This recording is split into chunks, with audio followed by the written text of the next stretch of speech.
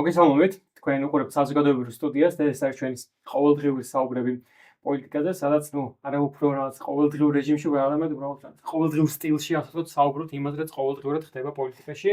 დღეს მე ლევანი შნიანიძე, ბეკა ხალიბეგაშვილი და მოთარ მაღალდაძე ვისაუბრებთ იმაზე, რაც ქვეყანაში ხდება და ალბათ უნდა დავიწყოთ დღეს 4 აგვისტოა, დღეს საზოგადოება ელოდებოდა რომ ზიამაღლობთან დაკავშირებით გამოვიდოდა უკვე საბოლოო გადაწყვეტილება, თუმცა მორიგჯერზე გადადეს, ჯერ რაღაც პარასკევს წინაზე იგივებოდა, ბევრი ადამიანი ჩავიდა იქ ადგილზე, შემდეგ გადადეს და ეხლა კიდე მესამე გადადეს და უკვე 6 აგვისტოს გამოაცხადებენ. ხო, პირველ რიგში თქვენი მოლოდინი რა არის? ანუ გადაწყვეტილება თქვენი აზრით როგორი იქნება? იქნება რაღაცა მკაცრი, მოვიერი თუ საერთოდ რაღაც პირობითი გამოუშვებენ თქვენი აზრით. და ხო, ანუ რამდენად სulis რამის მაგათთვის, ანუ ეს ამ გადადება ამ ყველაფრის რაღაცა მაცასარგებლოდ თამაშობს, თუ მართლა რაღაცაზე ვითარდებიან თქვენი აზრით? ბეკა? მოგესალმებით პირველ რიგში. ჩემი აზრი ამ საკითხთან დაკავშირებით პრინციპში მანამდეც ვისაუბრია და იგივე მოლოდინი მქონდა, რომ ეს პროცესი მაქსიმალურად გაიწელებოდა და პირველ დღეს მithumet პირველში იყო თუ არ ვცდები პირველად ჩანიშნული ეს პროცესი 8 საათზე მეტი გაგრძელდა თუ სწორად მახსოვს და ვერანაირი გადაწყვეტილებამდე ვერ მივიდნენ და ხდება ეს დროის გადადება იქიდან გამომდინარე, რომ მოხდეს ისევ და ისევ ადამიანების დაქსაქსვა და ერთიანად თუნდაც მხარდამჭერებმა ზიამაღლობელის, ანუ იმ ადამიანებმა, რომლებიც უსამართლოდ აფასებენ ამ პროცესს და ვაფასებთ ზოგადად, ვერ მოვახერხოთ ერთიანი ძალის მობილიზება და ერთიანად იმ ადგილას ყოფნა, რა ადგილასაც შეიძლება პროტესტმა საერთოდ ზოგადად ისევ რაღაცა აზრი გამოიღოს, ესე რომ ვთქვათ რა. მოლოდინებს რაც შეეხება, არანაირი მოლოდინი არ მაქვს, რომ რაიმის შემსუბუქებისკენ წავა პროცესი, ან რაიმე უკან გადადგმული ნაბიჯი და რაიმე დათმობებზე წამოსვლა იქნება ქართული ოცნების მხრიდან, ქართული ოცნების სასამართლოს მხრიდან. მე ვფიქრობ, რომ ზიამაღლობელი საერთოდ არის იმის მაგალითი, რა მასშტაბებით შეუძლიათ ამ ადამიანებს ზოგადად თავისუფალი აზრის მოკლა და ყველასთვის იმის დანახება, რამდენად მკაცრი შეიძლება იყოს ეს ხელისუფლება და სასჯელი ისეთი ადამიანებისთვის, რომლებიც ვერ ეგუებიან უსამართლობას და რომლებსაც შეუძლიათ, რომ რეალურად წინააღმდეგობა გაუწიონ და ჩაერთონ წინააღმდეგობის პროცესში. შესაბამისად, მე მოლოდინი მაქვს იმის, რომ როგორც თავიდანვე მიმდინარეობდა პროცესი და საუბარი იყო იმაზე, რომ მაქსიმალურად გამოიყენებდნენ ამ ფაქტს იმისთვის, რომ საზოგადოებისთვის ეჩვენებინათ, რამდენად ძიმე შედეგები შეიძლება მოიტანოს განსხვავებული აზრის ქონამ, რომელიც მოდის წინააღმდეგობაში ქართული ოცნების თვითაღიარებულ თუ აი როგორ ვთქვა ხელისუფლებასთან, ბოლომდე მიიყვანენ ამ პროცესს და ამისთვის არანაირ გათვალისწინებას, თუნდაც პოლიციის გათვალისწინებას, პოლიციის სამსახურის და იმ მუნდირის თუნდაც რომელსაც ესე გვიფრიალებენ და ამბობენ, რომ შეურაცხყოფ მიაყენეს და ამის დაცვისთვის ხდება ეს ყველაფერი.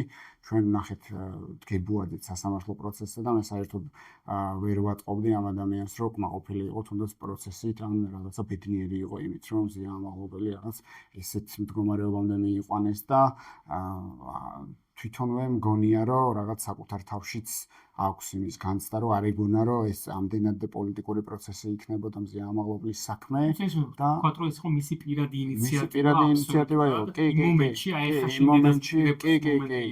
იმ მომენტში ხა ემოციური ამბავი არის, აი ქართველობის წართმევაზე, როდესაც მიდგება საუბარი, ხო ბევრმა დაწერა მაგაზე და ბევრმა ისაუბრა კიდევაც, რომ ანუ ქართველობა პირველ რიგში ის არ არის, რომ მე ხო გავცელა ინფორმაციაც რაღაც ფორკილებ დადებულს შეაფურთხეს და ასე ხო და თუ რამე არის ქართველობის წართმევა, ზუსტად ის არის ქართველი კაცი აიძულო, რომ ქალს რომელმაც სილა გააწნა მაქსიმალურად ხო მით უმეტეს რაღაცა მე არ ვამართლებ რა თქმა უნდა ამ საქციელს და პირდაპირ ვამბობ, რომ არა ჩემთვის ყველანაირად მიუღებელია ნებისმიერი სახის აგრესიული ქმედება, მით უმეტეს როცა რაღაცა ქართველი კაცის რაღაცა ფსიქოტიპი ყველამ ვიცით, ხო, ასე თუ ისე და საჯაროდ ნებისმიერი ადამიანისთვის ეს იქნებოდა შეურაცხყოფელი, ხო?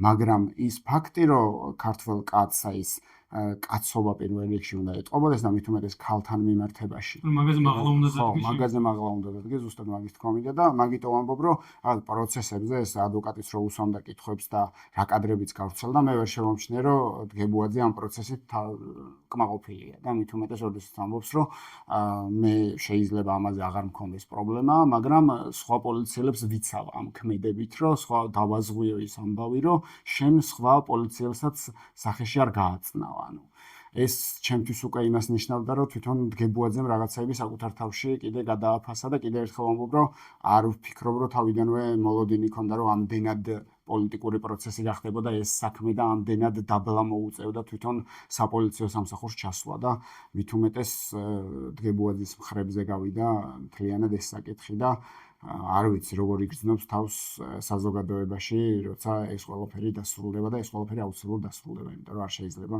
და ვერ იქნება უსამართლობა ყოველთვის რაღაცა ისეთ ეტაპზე ასრულა, მით უმეტეს ქართველი ამას არასდროს არ იგუებოდა და არც შეეგუება მაგაში დარწმუნებული ვარ. ასე რომ დანარჩენი დავალოთ პროცესებს. შენ რამოდულოდინი გაქვს ოთარ და ზოგადად შენ როგორ ფიქრობ, ანუ ეს ყველაფერი ხელისუფლებას რაღაცა აძლიერებს თუ ასუსტებს, ანუ თუ თქვა ჩვენ ვფიქრობთ რომ ასუსტებს, მაშინ რატო აკეთებს და ხო შენ როგორ ფიქრობ რა ამ ყველაფერმა გააძლიერა და რაღაც აჩვენებენ რომ ამით ძალა არის და ვინმე იჯერებს ამას და რაღაც უფრო ეშინია თუ პირიქით არის და ზოგადად განაჩენთან დაკავშირებით აქედანვე გამომდინარე შენ რამოდულოდინი გაქვს. ჩემი აზრით ხელისუფლებას ის გეზი აქვს აღებული რომ უნდა აჩვენოს ძალა მაქსიმალურად და აი რაც ბექამ თქვა, ვინც კი შეეწინააღმდეგება მათ გაცხადებულ დღის წესრიგს, უნდა დაისაჯოს მაქსიმალურად კაცრად, ხო და. კი, გამორიცხული არაფერია პროგნოზების გაკეთება ზუსტად მიჭირს, მაგრამ ჩემი აზრით აი ეს დათმობებზე წასვლა და ან შემსუბუქება ბრალის, ან საერთოდ გამოშვება მათ მხრიდან შეიძლება იქნას აღქმული, რომ საზოგადოებაში აღიქმება სისუსტის ჩვენებად. და ამიტომ გონია რომ დიდი ალბათობა რომ არ გამოუშვან ზიამაღლობელი კი იწელავენ დროს. მაგრამ მაინც დასჯიან ეს სამაგალითოდ და მკაცრად. ხო, არ ვიცი, მე მგონია რომ თუ საღი აზრი აქვს თვითონ შერჩენილი, ნებისმიერ შემთხვევაში აი პირობითით გამოშვება ალბათ იქნებოდა მათი მხრიდან ლოგიკური გადაწყვეტილება, თუმცა არ ვარ დარწმუნებული რომ შერჩენილი აქვს საღი აზრი.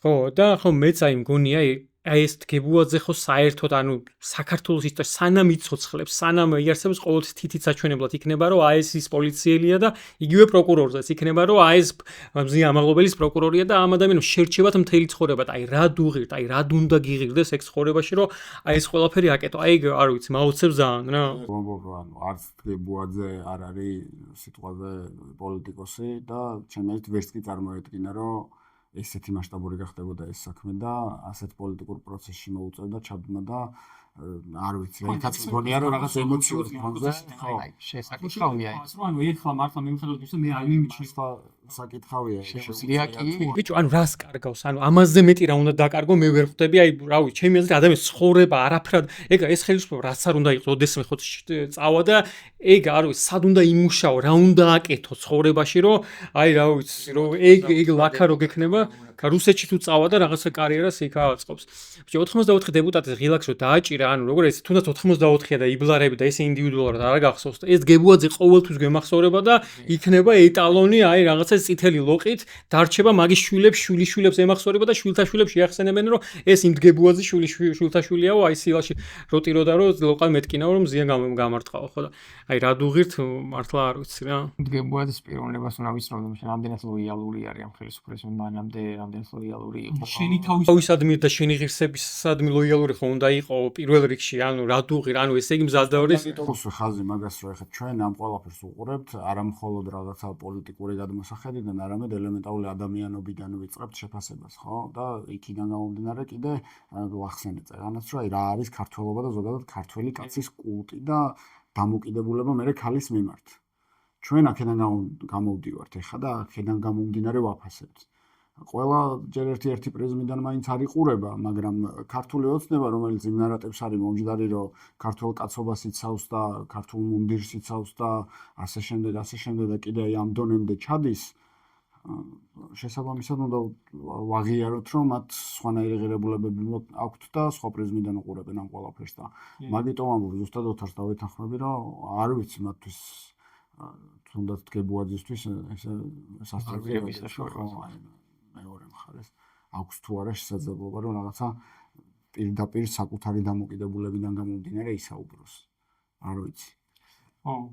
ეს რეჟიმი ძალოვან სტრუქტურებში ყველა ადამიანს ხარ ეყრდნობა არიან ადამიანები, რომელსაც უფრო ეყრდნობა ვიდრე დანარჩენებს, ხო? და აი ვისაც უფრო ეყრდნობა კომპრომატი აქვს და იმით ეყრდნობა თუ მოსყიდული აქვს თუ მან მექანიზმები სხვადასხვა შეიძლება. და დგებუაძე რომელი კატეგორიაში გადის ესე. ხომ თუმცა ამ ყველაფერს ვერ ვუხდო რიჟვაძის მაგალითად. კაცმა იცის როგორ შეიძლება ადამიანს რომელიც რაღაცა რომელსაც ამ შემთხვევაში დაეყნენ დგებუაძეს და დგებუაძე რომ ამათ რაღაცა ელემენტარული რაღაც სხვა მხარეს წავიდეს რიჟვაძის მაგალითი აქვს მინიმუმ მარტივად მოყვეს ასე რომ ხაჭული ტუალეტის თაღლზრუნვით მოისროლონ და აი ნებისმიერ რაღაც შეიძლება ასე რომ ვთქვათ და ერთი კიდე სულ აი პოლიციელზე ანუ გასაგები შენ წეღან თქვი და რაღაცა ხო რაღაცა ძალადობის რამდენად შეიძლება საერთოდ ამ ძალადობა და მაგრამ ნუ კარგი ფაქტი არ არის ასე ვთქვათ რომ ხო ალბათ ხო ვიღაცას თუმცა ანუ ყველანი ადამიანები ვართ რაღაცა ღირსებას რო გვეხებიან ჩვენს ვერ ვთოკავთ ჩვენს ნერვებს და ხო ქალმომით თუმცა ყველაზე მინიმალური რაღაც შეიძლება გამოხატოს რაღაც ეს არის მაგრამ ისი თქვა მინდა რომ აი რაღაცა ზოგს ისე გამოაქვს განსაკუთრებით ამ კონცეფცს რომ როგორ კაცო პოლიციელს რაღაცა ხელი ანუ ეს პოლიციელი უნდა გვესმოდეს რომ ანუ ეს ადამიანი ჩვენ დაქირავებულები ადირიან რომ ჩვენ დაგვიცვან რაღაც ისინი კი არ არიან ჩვენი უფროსები ანუ როგორც არ ვიცი კორპუსი რომ დაცვის სამსახური დაიქირავოს და ფული გადაუხადოს რომ დაიცვას და ერთ-ერთმა მაცხოვრებელმა რომ სილა გაარტყას ანუ გასაგებია ასე ვთქვათ სილის გარტყმა პოზიტიური ამბავი რო არ არის მაგრამ ანუ ამაზე მეტი პოლიციელი არ არის რაღაც ღმერთები არ არიან და ხო ჩვენი უფროსები არ არიან და ეს საბჭოთა მართლა თაობას და ამ საბჭოთა მენტალობის ადამიანებს არ აქვს გათავისებული რომ პოლიციელები არიან ჩვეულებრივი ადამიანები რომლის დავიქირავთ იმისთვის რომ წესრიგი დაიცვან და აი ეს არის აი გამოჩნდა რომ ვერ გადავტეხეთ ეს გააზრება და ახმა გვაქვს რომ აი რაღაცა იმაში ციხეში რომ ნადირაწელები არიან ეგეთი ისა დამოკიდებულება აქვს და შეუძლიათ მოგვექცენ და ჩვენ უნდა ვიყოთ მორჩილების რეჟიმში ჩვენება დაიდო რაღაც პატარა ვიდეო ვნახე რომელიც ამბობს რომ რაღაც ბოზებს გვეძახდაო დიდი ხნის განმავლობაშია და ადვოკატმა იქ დაუსვა კითხვა რომ მე რო გაძახდათ ანუ რეაგირება რატო არ მოახდინეთ ისიც კითხა რა მანძილზე იდგაო ამის პასუხი იყო რომ ახლოს იდგა და როცა კითხა რომ ანუ რატო არ მოახდინეთ რეაგირება რატო არ დააკავეთ იყო ძალიან დიდი პაუზა და რეალურად არც უპასუხია ამ კითხვაზე რა ხო და აი რაღაცა კიდე ერთხელ ვამბობ რომ პოლიციელი არის იმისთვის რომ ემსახურებოდეს სამართლიანობას კიდე ერთხელ გავიმეორებ იმას რომ არ არის ჩემთვის მისაღები ფაქტი რომ პოლიციელი კი არა ნებისმიერი ადამიანის წინააღმდეგ თუნდაც სილის გაწვნა რაღაცა იყოს გამოყენებული თუმცა ადამიანები ვართ ემოციური არსებები მით უმეტეს ისეთი ბრძოლაში ვართ დღეს რომ სამართლიანობა უსამართლობის წინააღმდეგ და მომხრეებს და რაღაცა შუა გასაყარზე ვდგავართ და რა ვიცი რა მაქსიმალურად ქართველებს რო ერთმანეთის გათვალისწინება არ გვაქვს და არ ვიცით მაგაზეც არაერთხელ მისაუბრია და რა ვიცი კიდე ერთხელ ამ ფაქტმაც გამოაჩინე და არ ვიცი რა კიდევ ერთხელ ვამბობ რომ პირველ რიგში თუ ოცნება არის მომჟღარი ქართულ ნარატივს და ქართული ნარატივიდან გამოდის რომ კაცი კაცია და ქალი ქალია მაშინ აი ამ პროცესში როგორ არის კაცისა და ქალის ამბავი აი როგორ წყდება რა ვიცი ყველამ საკუთარ თავს დაუსვას კითხვა და გადაწყვიტოს თვითონ ხო კიდე ერთი თემა რომელიც ბოლო პერიოდში ასე ვთქვათ აქტუალური იყო ჩვენ არ გვისაუბრია ეს არის ლევან ხაბეიშვილის დაანონსებული 4 ოქტომბრის არ ვიცი რაღაც დიდი აქცია თუ რა დავარქვათ და ოთარ რა მოლოდინები გაქვს შენ ამ 4 ოქტომბერს პირადად შენი აზრით ანუ ლევან ხაბეიშვილის мотиваცია რა არის თქვა გულწრფელად აქ იმის მოლოდინი რომ შეძლებს რაღაცა მნიშვნელოვანის გაკეთებას თუ ახლა რა არის მისი мотиვი შენი აზრით და შენ რა მოლოდინი გაქვს და რამდენ სწორად მიგაჩნია საერთოდ ამ მსგავსი ფორმით რაღაცა საუბარია დაანონსება მე მოლოდინი აქვს ამ შემოდგომაზე არსებული ოპოზიციის ბოლომდე გაკოტრების და ამ აქციასთან ემსახურება ანუ თავის თავსად უკეთებენ ასე თამის არ ვიცი ანუ როდესაც ვადას ისახავ ერთი რომ ვადის მძევალი ხდები და მეორე რომ დადგა ისოდა და არაფერი მოხდა და მე რა ხდება ან შევფიქრობ რომ განსაკუთრებული არაფერი მოხდება არ მგონია და რატო იმიტომ რომ საზოგადოებაში არ არის საკმარისი რაღაც განწყობა თუ იმიტომ რომ ლევან ხაბეიშვილი დაანონსებულია იმიტომ რომ ლევან ხაბეიშვილს NMS-ას მთლიანად ჯამში ამ ოპოზიციას არ აქვს იმხელა რეიტინგი რომ ხალხი გამოიყვანოს და შეებრძოლოს და დაამარცხოს რეჟიმი აქამდე მოხდებოდა 4 ოქტომბრის დაუდევა არ იქნება საჭირო და თვითონ რატო აკეთებს ამას შენი აზრით სენსაციის შექმნა რაღაც ტემპერატურის აწევის მცდელობები უსუსული ანუ თვითონ ჯერა შენი აზრით იმის რომ რაღაც შესაძლებელია მათ გამოიყვანონ რაღაც ისეთი მასა რომ რაღაცა გადატეხა მოახდინონ. შეიძლება ესე ფიქრობენ, შეიძლება არ ჯერათ, მაგრამ უნდა ქნან, იმიტომ რაღაც მაინც რო ქნან არ ვიცი შეიძლება. ვაკურთხეთ. ბრისტეს რიგში რო იდგნენ. ხო, რაღაც. რო ილაპარაკო. მე რას ვფიქრობ და მე ვფიქრობ რომ საერთოდ დღეს პოლიტიკას აკეთებენ არაპროფესიონალები. კიდევ ერთხელ გავიმეორებ. ის ფაქტი რომ 26 ოქტომბრის მერე 28 ნოემბრამდე ერთი თვე ჰქონდათ ხალხის ქუჩაში გამოსაყვანად, რაც მაქსიმალურად ცდილობდნენ და რაც ვერ მოახერხეს.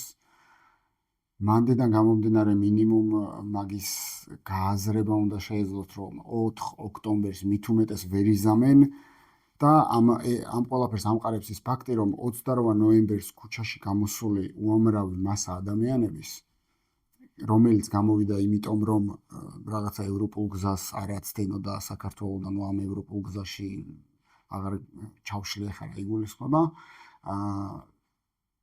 მაქსიმალურად ცდილობდა ამ ადამიანების მასა, რომ კიდევ ერთხელ დაეჯერებინა ამ ოპოზიციის და მათ მიერ განსაზღვრული ის თარიღები ყველას გვახსოვს, ხო? აი ერთ კვირაში დაიდება, 31 მარტს დაიდება, 9 მაისს დაიდება, 26 მაისს დაიდება და რაღაცა და საბოლოოდ უიმედობამდე მიიყვანეს თვითონვე იმ ადამიანების განწყობა, რომლებსაც ყინვაშიც კი უკან არ დაუხებიათ, რომ რაღაცა ელემენტარული ცვლილებებისთვის მიგვეღწია. და დღეს ეს განსაზღვრული რაღაცა 4 ოქტომბერი, რომელიც რეალურად ქართული ოცნების დანიშნული თარიღია, როგორ შეიძლება იქნას გამოყენებული ოპოზიციის მიერ რაღაცა რევოლუციური მოწოდებებით და მით უმეტეს ლევან ხაბეიშვილის მიერ, რომელიც ტიტუშკას პირდება $200,000 თუ მის მხარეს გადავა და ხელს აღარ დაარტყამს, მიუხედავად იმისა, რომ მთელი ზამთარი ურტყამდა ქართულ ხალხს, გვირტყამდა. ხო, აი არ ვიცი, საერთოდ რა მოლოდინები შეიძლება ქონდეს თვითონ ან ხაბეიშვილს, ან რომელიმე ოპოზიციურ სპექტრის წარმომადგენელს. მაგრამ კიდევ ერთხელ ვამბობ, რომ ან ხაბეიშვილს საიდან აქვს ეს ინფორმაცია, აი რო იტყვის, რომ ხვალ მიადგებიან ვიღაცის სამინისტროს მოადგილეს, თქვენი აზრით. ნუ როგორც თვითონ კობახიძე ამბობს, რომ თვითონ ეს კოცები აწვდიან, რომლებსაც ხო რაღაცა ჟიმჟიმი აქვთ, რომ დაადგებიან. და რა თქმა უნდა, მაგრამ ეგ კობახიძე ამბობს. ხო, ერთ-ერთ განცხადებაში. არა, ნებისმიერ შემთხვევაში შეგნიდან გამოდის ამ ინფორმაცია. ნებისმიერ შემთხვევაში, მაგიტომ დავუსვეთ კითხვა. ნებისმიერ შემთხვევაში შეგნიდან გამოდის, ოღონდ რას ემსახურება? ნუ ერთი რომ მართლა იქ ვიღაცებს რაღაცა შიშები აქვს და წინასწარ ინფორმაციას თუ გაჟონავენ, რაღაცა ფიქრობენ, რომ იქნება გადარჩნენ. რაღაც იმიტომ რომ ხაბეიშვილმა თქვა. ხო, მაგრამ რა ხაბეიშვილს აწვდიან? ბიჭო, ნუ ნაცებს, აი ყველაზე ის ნაცებს რა, ანუ ყველაზე ძალიან ოპოზიციას. და ხო, აი როგორც აი ნაცები აი რო ამბობს რომ რაღაც ამ მინისტრს დაიჭერენ და ჯერ ნაცები რო იტყვიან, ახლა მე მაგის გაკეთება, ანუ ნაცები მათ ქვეს წივყვეთ და მაგის გაკეთება უკეთ ეხავს რა. და რაღაც მაგი მედით შეიძლება აკეთებენ ვიღაცეები. რა ვიცი, რა გითხრა. მე იმის ეჭვიც მაქვს, რომ უბრალოდ ხაბეიშვილი აწყობთ, რომ ერთ-ერთ ოპოზიციურ რაღაცა ვითომ აქტორად ჩამოყალიბდეს ამ ეტაპზე, რომელიც ყურადღების გადასტანად იქნება გამოყენებული. ხო, არ ვიცი, ანუ ერთი ფაქტია, რომ უამრავი ეჭვი შეიძლება ჰქონდეს, მაგრამ ხო, ანუ საზოგადოებაში თვითონ ნაცმოძრაობას აწვდიან, რაღა ხაბეიშვილი ახმოვანებს, მაინც და მაინც. ხო, ნუ როგორც ნაცების ერთ-ერთი წარმომადგენელი, არ ვიცი. ანუ ყოველ შემთხვევაში მე ერთი ნუ გასაგები ახლა მაგათი мотиваციები რაღაცები გასაგებია, თუმცა რაც გამოჩნდა და საინტერესო რაც იყო ჩემი აზრით არის, რომ საზოგადოებაშიც ძალიან ასე ვთქვათ, იმდენად უკმარისობა არის, რომ აი რაღაცა ვქნათ, ანუ ძალიან არის საპროტესტო ნაწილში რაღაც პოზიტიურად შეხვდა საზოგადოების ნაწილი ამ განცხადებებს და რაღაცა ისეთი ადამიანებისგანაც გავიგე, რომ აი ნაცები რო ვიცი ვერ იტანენ, რომ აი რაღაც ხაბეიშვილი რაღაც სწორს ლაპარაკობს. ჩემი აზრით, ანუ ამ ყველაფრის პრობლემა ისევ და ისევ ის არის, რომ ძალიან რთულ რამე შეეჭიდა, ანუ ნაცებმა და ხაბეიშვილმა შეძლონ საკმარისი რაოდენობის შეკრება, ანუ ეს არის, რომ აი გადატეხონ, აი რაც წარმოუდგენელი რაღაცა. ჩვენ ახლა დღეს ახლა ხო იმიტომ ვზივართ და იმიტომ გადავწყვეტ რაც კეთება, რომ დავინახეთ, რომ საზოგადოება არ მიყვება არსებულ ოპოზიციას და თუ საზოგადოება არ გაყვა ვინმეს ამ საპროტესტო პროცესში, ისე ვერ შევსვლით. ხო და არ ვიცი თუ ხაბეიშვილმა მოახერხა, გადატეხა ეს ყველაფერი და გამოიყვანა ქუჩაში 200,000 კაცი, მე პირადად გამიხარდება მხოლოდ. თუ ეს ხალხი გამოვა ქუჩაში და ანუ შედეგი თუ დაიდება, თუნდაც ხაბეიშვილის მოწოდებით, მე არ მაქვს პრობლემა, მე არ მჯერა იმის, რომ ეგრევე მიშა მოვარდება და ნაცები დაბრუნდებიან, მე მაგას არ მჯერა, რომ მაგას არ დაუშვებთ არც ერთ შემთხვევაში და მაგ რისკებს, ანუ აი მიშა დაბრუნდება ეგრევე და იგივე მოხდება, მაგას არც ერთ შემთხვევაში არ ვიზიარებ და თუ რაღაც ამ ხალხის მობილიზებაში, უბრალოდ მე არ მჯერა და გამიხარდება თუ ცდები. მე მგონია რომ მაინც სანამ ისეთი ძალა არ გაჩნდება, რომელიც რაც ნაცები არ იქნებიან, იმიტომ რომ ნაცების ცოდვებს თავისი ცოდვები აქვს და მართლა ხალხს არ ჯერა რომ რაღაც თუ დაბრუნდებიან რაღაც რისკები არ იარსებებს და ხო ან რომელმის მისამართი და დობა იქნება, ანუ სანამ რეალური ალტერნატივა არ გაჩნდება, საკმარისი რაოდენობის ადამიანები ქუჩაში არ გამოვლენ. მე ამის არ მჯერა. თუმცა ისევ და ისევ თუ მე ვცდები და მოახერხებ 4 ოქტომბერს გადატეხოს და ისინი გაუშვათ, რა ვიცი, გამიხარდება მხოლოდ. აი კიდე ერთ გავსვამ ერთ კითხვას და მე თქვენ რა ვიცი როგორც ჩერჩაფით ისე უპასუხეთ. ჩვენ ვართ მაგალითად აი აქ სამივე ის ადამიანები, რომლებიც რა ვიცი 8 თვეა და სულ 9 თვეა რამდენია პროტესტში ვარ ჩართულები და ის უამრავი მასა რო იდგა ქუჩაში, მაშინაც იქ ვიდექით, ხო? მიუხედავად იმისა, რომ ერთი კვირის მანძილზე 5 ჯერ თუ 6 ჯერ მიყოლებით ეს ტიტუშკების შემოტევა იყო და ხედავდით, რომ პროტესტის რაოდენობა კიდევ უფრო იზრდებოდა და კი იყო რაღაც შიში საზოგადოებაში, ხო? მაგრამ წინააღმდეგობის ხაზიც უფრო მეტად იზრდებოდა. მოლოდინიც მაქსიმალურად იყო იმის, რომ ოპოზიცია შეეძლო რაღაცა გეგმის დადება. ანუ უკვე გამოსული ხალხის მასა, რომელიც ეხა უნდა თუ კიდე გამოვიდეს, იდგა ქუჩაში. ამ ხალხს საკუთარ თავში დაშვება გაკეთებული ქონდა, რომ ამ ოპოზიციას შეიძლებოდა რაღაცა ელემენტარული ალტერნატივა შეეთავაზებინა და შეექმნა და გავყოლოდით, რაც ვერ გააკეთა და ეს ხალხი ეხლა იგივე ოპოზიციის მოწოდებით რატომ უნდა გამოვიდეს რაღაცა იმედ ჩასახული ქუჩაში. ხო, ну მეც იგივე მეც ვერ ხედავ მიზეს, ანუ რა გააკეთეს ახლა პერიოდში ისეთი, რომ მაშინ თუ ვერ გამოიყვანეს ის ხალხი და ვერ მართეს ვერ მართეს მართვაზეც არ იყო, ანუ წინამძღოლობა ვერ გაუწიეს, მე ხვდი, ანუ ისეთი მისაღები რაღაცა გეგმა მიმართულება ვერაფერი ვერ დადეს, რაც საზოგადოების მოლოდინი იყო იმ მომენტში დგომისას. და იმ მომენტში მართებიათ ისეთი, რომ აეკრიფათ რეიტინგი უფრო მეტი ვიდრე მაგდე ქონდათ და ეხლა ახლა რაღაც თარიღი დაასახა ამის გამო აიყოლებს 10,000-ს. უყურეთ ვაიბობ TV პირველზე გამოსვლას ხაბეიშვილის. ბიჭო, ანუ რა არის იცი? ანუ ხო აი wording დამუღა, მაგრამ აი მეც აი ის სიტყვები შინაარსობრივად აი გაბრაზებული რო ხარ ქსიამოვნებს, რომ აი გავიდე დედაუტიროთ აბა ხო, ანუ ეგ დრაივი დაიჭირა, ანუ ხო რა, ანუ ეგ რაღაცა დაიჭირა და რაღაცა ხო, ანუ ეგ იწვევს რაღაცა შენ თვითონაც რო გაბრაზებული ხარ, ასე ვთქვათ, ვინც არ უნდა საუბრობდეს რაღაცა შენშიც იწვევს რომ ბაზარი არ არის რაღაცა, მაგრამ ხვდები რომ ობიექტური გარემოებები არის რაღაცები, შენ კი ერთ-ერთი ადამიანი ხარ, რომელიც ვთქვათ ხვალვე გახვიდე და ყველაფერი იქნა, მაგრამ შენ გჭირდება საზოგადოების ძალიან დიდი ნაწილის მობილიზაცია და ამას რამდენად მოახერხებს, ეგ არის პრობლემა რა. კიდევ ერთხელ ვამბობ, რომ პრობლემის მოყოლება იწყება იქიდან, როცა დაინახავ პრობლემას და შესაბამის სახელს დაარქმევ. ჩვენ გვაქვს პრობლემა ერთი ძალიან დიდი, რომ არ გვყავს ოპოზიცია. კი, და ხო, ანუ ოპოზიცია არ გვყავს. კიდევ ერთხელ გამოჩნდება ოქტომბერში, იმ კუთხითაც ვინ შევა იმ არჩევნებში და გაკოტრდება პოლიტიკურად და ანუ ეს არის რომელმაც კიდე ხო რაღაცა რევოლუცია დაანონსა და ხო. კი. და ესე იგი ჩვენ კიდე ეს 4 ოქტომბრამდე კიდე გაცმარიცეს რა მოხდება. ხო, ეგეც არავინ 4 ოქტომბერს ხალხიც გამოვიდეს და ხაბეიშვილი საერთოდ არ თარაფებს შუაში არ იყოს და სხვანაირად მოხდეს რაღაცები ასე რომ ეს არის ჩანსი. კი ბატონო. შეიძლება არ ჩანს. ჯერჯერობით საჯაროდ. ხო, მოკლედ ჩვენ სამშუალედში კალაძე წარადგინეს კიდე, ასე ვთქვათ, რომელიც ბოლო იმამდე მიიყვანეს. ხო, მანდაც თქვენი აზრით რატო გაწელეს, ანუ რეალური არა, ჭორები დადის, ასე ვთქვათ, თქვენი აზრით, რომ რაღაცა ვაჭრობა მიდიოდა და ფული მოატანინეს და რაღაცა ამის მერე მარტო წარადგინეს თუ ხო, რა იყო თქვენი აზრით ამის მიზეზი და კიდე როგორ შთაბეჭდილება დაგრჩათ იმ კონტინგენტზე, რომელიც მისული იყო წარდგენაზე.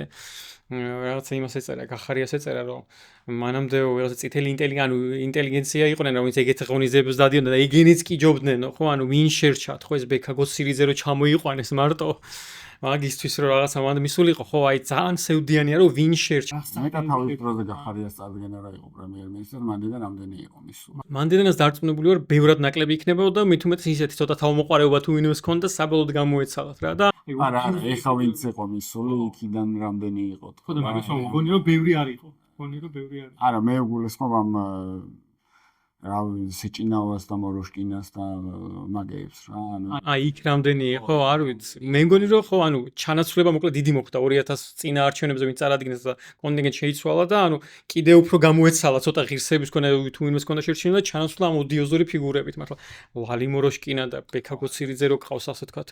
აი ხო. არის ჩემთვის არ ვიცი რა. ზუსტად არ ვიცით, მაგრამ შიდა კლანური დაპირისპირებები რომ მიდის, მე მგონი თვალსაჩინო არის. ბევრი მაგალითს ეჩანს. და დაალაგდნენ საბოლოოდ ეგენი ვეღარასდროს ვერ დავაგდებია. ხო, მაგრამ ნუ აი წარადგინეს ახლა რიჟვაძე ჯერ ჩააჩოჩეს მე იმას ქნეს მოქმედი მერისის ასე თქვა. როგორ წარმოგიდგენია რომ აი თუნდაც რიჟვაძემ რაც უნდა განცხადება გააკეთოს, ჩემი თვის რო იტყვიაო, მაგათ მიმართ როგორ დამოკიდებულებაში იქნება. არა, ეგ შანსი მიეცემა, პირველი ეგ იქნება ჩემი არის ვინც შესაბამის პასუხს გასცემს. იგივე შეიძლება ვთქვათ ნებისმიერზე, გინდა კალაძეზე, გინდა არ ვიცი, მდინარაძეზე თუ ვინც არ უნდა იყოს ან შემდეგი და ან წარსულში ვინც იყო რა. რა დონეზეც არ უნდა წავიდნენ დათმობაზე, იქიდან გამომდინარე რომ დღეს ისევ ძალაუფლება რაღაცა ასე თუ ისე ხელში უჭირავს ქართულ ოცნებას და ეს არის ერთ-ერთი მიზეზი, რის გამოც ვინმე შეიძლება მაგათთან დათმობაზე წავიდეს. ამიტომ ახლა ადამიანის ფსიქოლოგია ეგრე მუშაობს რა, ნებისმიერ შემთხვევაში ჩასაფრებულის პოზიციაში იდგებიან. ყველა ეს დარტყმასაც როგორც კი ძალთა რაღაცნაირ დაბალანსებას დაინახავენ, ან გადახრას ოდნავ სხვა კომპასისკენ, ნებისმიერ შემთხვევაში პირველივე დარტყმას ეგენი მიაღწევენ. მაგაში დარწმუნებული ვარ. ჯერ ერთი ეგ იქნება იმის გამო, რომ აი ამის გამო, რომ რაღაცა ზეწოლის ქვეშ იყვნენ და შიდა რაღაც დაპირისპირებებში მაინც დარჩებოდათ ნებისმიერ შემთხვევაში შინაგანი უკმაყოფილება და მეორე იქნება იმის გამო, რომ თავის გადარჩენის ინსტინქტები ჩაერთვება საქმეში. ასე რომ ნებისმიერ შემთხვევაში ეგ არის სახიფათო თამაში, რასაც ქართული ოცნება საკუთარ წევრებთან თამაშობს. ამიტომ ციხე რო შიგნიდან ტყდება, ეგ თუ ნასწავლი არ აქვთ. კი. კარგად არ აქვს საქმე. ნუ ჯერ ვერ იყევიან ისე როგორც ჩვენ გვიდა, მაგრამ არა, ჯერ ვერ იყევიან საზოგადოებაში უკვე საკმაოდ შერყეულები კი არა, საზოგადოებაში ჩემი აზრით დაკარგული არის ყველანაირი ნდობა და მოლოდინი სიახლის. ეგ კი. ერთადერთი საზოგადოებაში რაც არის კიდე დაკარგული მეორე მხარეს, ეს არის იმედი. იმედი იმისა, რომ შეიძლება რაღაც სიახლე თუნდაც ამ ოპოზიციურ სპექტრმა მოიტანოს და სიმართლე რომ გითხრათ, რაც უფრო მეტად უყურებ ამ ოპოზიციურ სპექტრს, მე თვითონ არჩევნების მერე და იმ აქციების მერე, როცა მართლმთლიანად ყველას იმედები გაგვიცრუეს, ხო? კიდე უფრო მეტად მესმის ქართული ოცნების ამომრჩევლის დამოკიდებულება ამ ოპოზიციის მიმართ. კი, რა თქმა უნდა. არ მე ვიგულისხმე რომ სახელმწიფო აპარატს მაინც მართავენ ჯერჯერობით ასე თუ ისე. აპარატს ჯერ მართავენ კაცო, ხო. ჯერ შორს არის იქამდე, ჯერ კიდე საკმარისად უნდა ვარყიოთ ასე ვთქვათ, რომ ჩამოიშალონ. ამ ოპოზიციამ ანუ ელემენტარული არ აუხსნა საზოგადოებას რა იყო უპირატესობები მრავალპარტიული პარლამენტის, ანუ რატო გჭირდებოდა მრავალპარტიული პარლამენტი. მაგაზე არ უმუშავიათ, მაგაზე ასწავლ ულაპარაკიათ და ელემენტარული ის მრჩება განცდა იმის, რომ ამაზე არ ილაპარაკეს იმიტომ, რომ საბოლოო ჯამში შინაგანად შეიძლება ყველას ქონდა რაღაც იმის მოლოდინი, რომ ხო, აი რა იცი რა ხდება.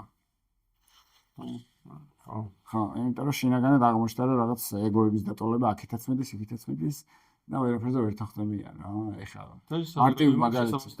მარტივი მაგალითი რო აიღო, ლეო და გახარია ვერ შეთანხმდნენ ვერაფერზე 2024 წლის არჩევნებამდე და გახარიას განცხადება თუ გახსოვთ, ჩემი ხმებით თუ იქნება გადამწყვეტი, მე ვიქნები გადამწყვეტია. მაშინო. ხო და შეთანხმდნენ სამაგიეროდ იმაზე რა ქვია. რაღაცა მერობის ადგილობრივი თვითმმართველობის არჩევნებზე, სადაც არც ერთი არ იქნება, არც ჯართული საერთოდ ერთი. სადარი მეორე სადაცი და ხო გასაყოფის არაფერი არ იქნებათ რა და ეხა 60 კაცს რო შეიყვანენ იმაში, რა ქვია, საკრებულოში, მაგათთვის მნიშვნელობა არც აქვს ვინ შევა. ეხა წყავთ ვიღაცები, ლელოს არ ვიცი ყავს თუ არა, მაგრამ გახარიას ყავს, ლელოსაც ყავს. ხო, ფიზიკურად გახარიას ყავს და რა გაუკეთებიათ მითხრან. ან ზოგადად ოპოზიცია რასაკეთებს, აი მითხრა რა, ტერიტორია დაიკარგა, მაგათგან არ გაგვიგია. ანუ აღმოჩნდა რომ რა 6 წელია თურმე არ ვიცი, ტერიტორია დაკარგულია და ოპოზიციისგან არ გაგვიგია. აი რას მიკეთებენ? მე მგონი ვისაც სიახლე გვინდა, მე მგონი რაც დრო გადის ნაკლები რომ ვილაპარაკოთ მათზე.